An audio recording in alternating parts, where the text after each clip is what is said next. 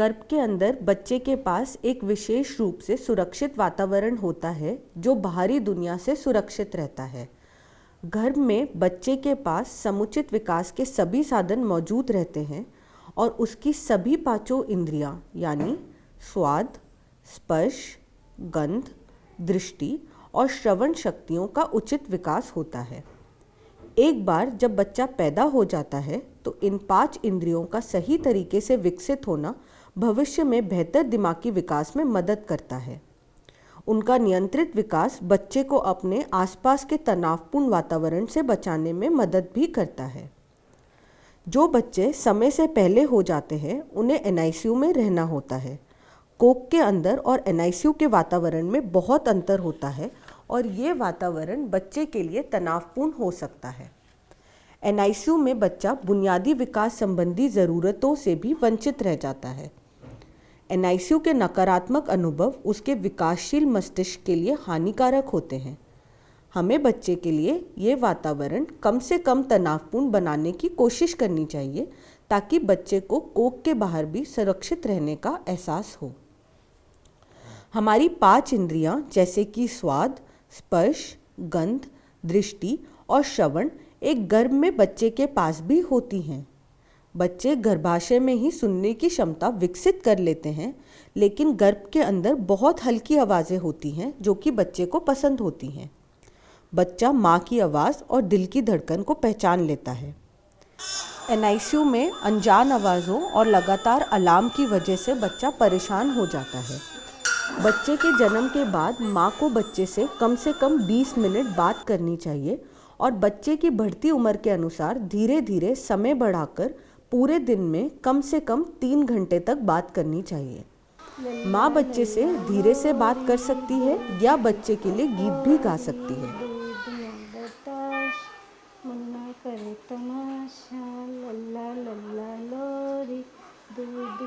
बच्चे के वार्मर या इंक्यूबेटर के आसपास ज़्यादा आवाज़ या फ़ोन का इस्तेमाल नहीं होना चाहिए। बच्चे के पालने के पास केवल धीमी आवाज़ में बात करें। एनआईसीयू में अनावश्यक शोर को रोकने के लिए सभी अलार्म की आवाज़ धीमी रखनी चाहिए और उन्हें जल्द से जल्द बंद कर देना चाहिए।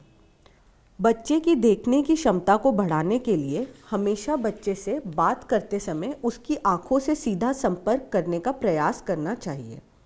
एनआईसीयू में रहने के दौरान बच्चे की आंखों पर तेज़ रोशनी नहीं पड़नी चाहिए। बच्चे के पालने पर एक साफ चादर रखें ताकि बच्चे को प्रकाश के संपर्क में आने से बचाया जा सके, जैसे कि आपको वीडियो में दिखाया गया है।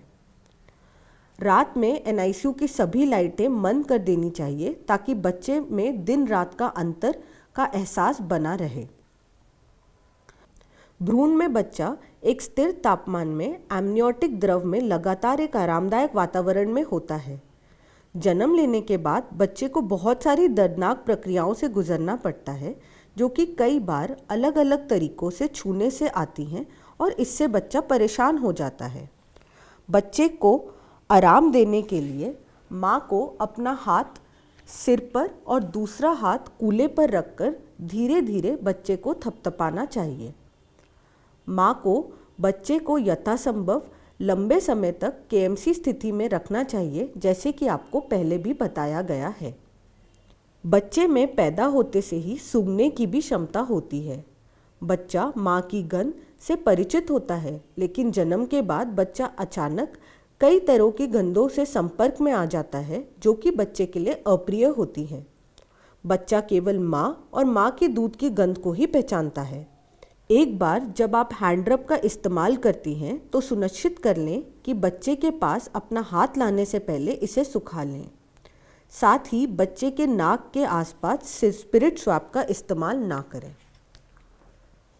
बच्चे के जन्म के समय बच्चे को स्वाद की अनुभूति भी होती है। जब बच्चा बीमार होता है और उसे नली से दूध पिलाया जाता है तो यह संवेदना बच्चे के लिए अप्रिय होती है। माँ को अपने दूध निकाले हुए खाली स्तन से बच्चे को लगाना चाहिए और मौखिक पेंटिंग द्वारा स्वाद संवेदना का अनुकरण भी करना चाहिए। बच्चा अपनी पसंद और नापसंद का कई तरीकों से संकेत देता है, जिन्हें हमें पहचानना आना चाहिए। इस दौरान बच्चे को आराम देने के लिए आप इस वीडियो में बताई हुई कुछ प्रक्रियाओं का इस्तेमाल कर सकते हैं, जैसे कि बच्चे को हल्के हाथ से छूना, बच्चे से बात करना या बच्चे को खाली स्तन पर चुसाना।